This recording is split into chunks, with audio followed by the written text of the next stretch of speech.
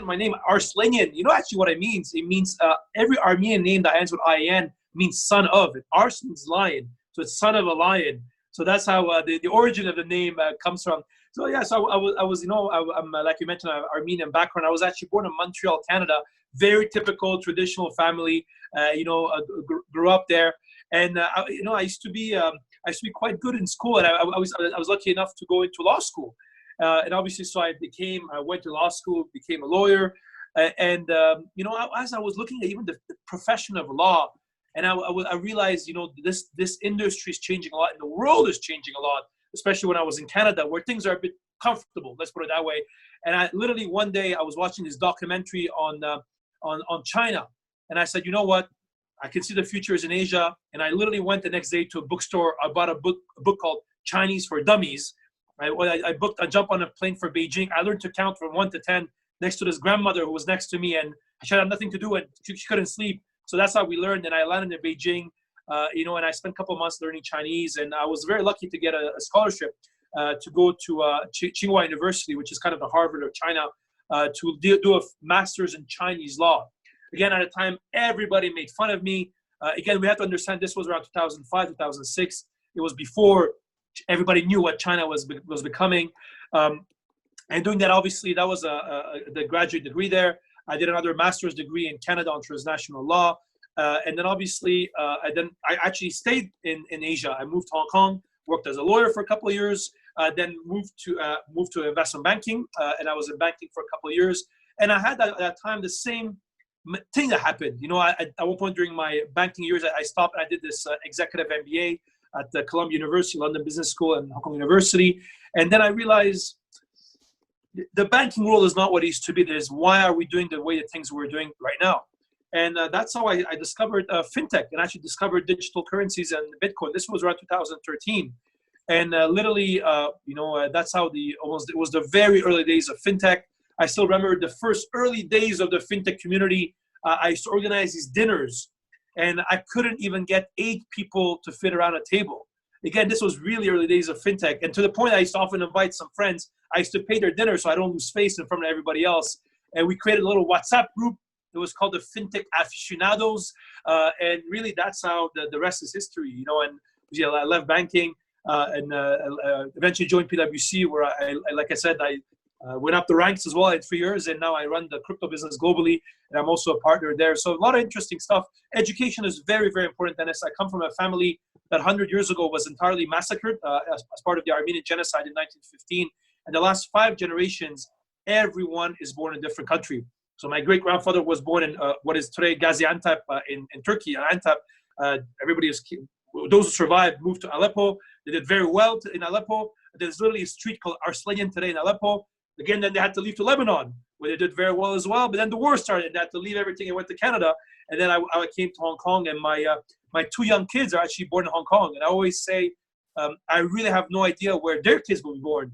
And I think this always brings into you this attitude of an immigrant, where you really have hard work becomes de facto, where you always say you have to be a paranoid optimist and always sitting on the edge of your seat. And I think this is kind of the attitude that brought me to China at a time where everybody laughed at me when I left to China at the first place. When I was in banking, I looked into Fintech, everybody laughed at me. And even now when I'm Fintech, I look at crypto, everybody laughed at us. So I think it brings this mentality, and education is very important. There's a big saying in my family where in various steps that we've gone through, the only thing people had left, they lost all their assets, all their land, all their physical assets. The only thing they didn't lose was the assets that were in their brain. And this is why I put a big emphasis on education and languages, which I speak a couple of them. And I think it's very important. And that's the advice I give to many of your speakers, to my students, is always to think like an immigrant, like a paranoid optimist. Sure. No, at the time I was working in one of the large investment banks. I was in Hong Kong at the time. And I remember discovering Fintech. And at the time, Fintech was, if you told people Fintech, they thought it was the name of a company. And I actually remember from my first year in Fintech, and I used to give, like you do, a lot of speeches. And often I would start my speeches saying, let me first tell you what is Fintech. And again, it's funny now how far we've came. But I really believe at the time, I remember one day where we had this big town hall at the bank that I used to work at. And I raised my question and I said, I'm sorry, but I believe that our competitors are going to be the firms like Alibaba and Tencent. And I was ridiculed afterwards. People came and said to me, Henry, please stop asking stupid questions like these. And I remember once I forwarded an email that mentioned fintech, and literally one of my superiors sent an email saying, please stop sending emails about fintech. We don't want people to know about this internally. And I just found that's very dishonest, especially when I wear my professor hat. As you know, I've been teaching the first fintech university course in Asia for many years, I think 4 or 5 years. And I find it unacceptable that even 5 years ago, and even more now, we let young people graduate out of university programs without giving them the training that they need on the topics of the future of the world, on finance, on topics not only on fintech, but on AI, blockchain, and the broader cryptocurrencies and other aspects, especially that they will be the generation who will be the most impacted from these changes. So again, I was, I think, very fortunate on this. And, then we were able to build the fintech community in Hong Kong. I was the founder, and I was very honored to be voted by the community as the first chairman of the fintech community of Hong Kong, which I've had the pleasure of serving the community on that perspective, but also working with many the stakeholders. Now I sit on the advisory board of Hong Kong regulators on fintech, and similar role with the central bank. And I've had the pleasure of doing this across the world now in many roles. When it comes to the crypto element, again, was very interested. It was very curious. One thing I do, and I do this to a lot of my students, is every week I try to put either to a half an hour to 1 hour block in my calendar where I make a really specific effort to learn about new topics. And that's how I discovered at the time, I'm very interested in finance, money, law, being a lawyer by background. And, I was just reading about it. And that's how they fell to cryptocurrencies. And this was early 2013. And I remember I felt I was very lonely. I was obviously looking at what was happening online. And I found in Hong Kong this one article that talked about this one guy who left the bank to get into crypto. And we reached out to him. And I remember I organized, it ended up being one of the first crypto exchanges in Hong Kong. And I organized for him his first speaking gig, actually. And this was 2013. And it's funny, this was before Mt. Gox collapsed. It was really a lot of these elements happened. So I really believe that whether you like it or not, cryptocurrencies, we have this intellectual duty to at least understand it. And this is often the message that I give to regulators, governments, and policymakers.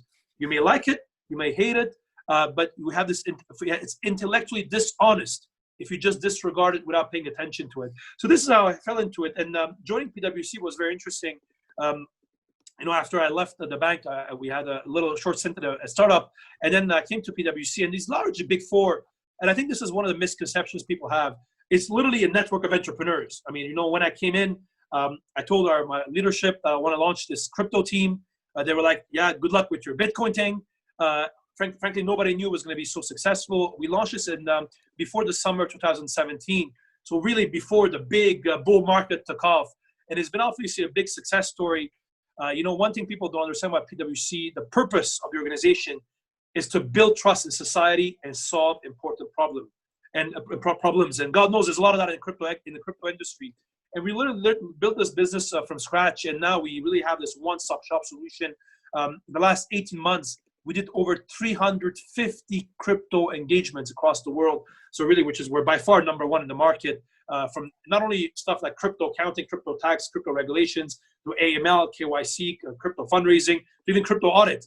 So really, it's become this one-stop shop on it. And I think that from all the organizations that have a role to play in the broader future of finance, future of money, I really believe all the big four have a big role to play, because it's still trust is at the really center of it. And that's why often people ask me, how come you started PwC? And I really tell, not only we're entrepreneurs in what we do, but also I believe there's a purpose in what we do for the greater good, which is the crypto ecosystem and the future of money.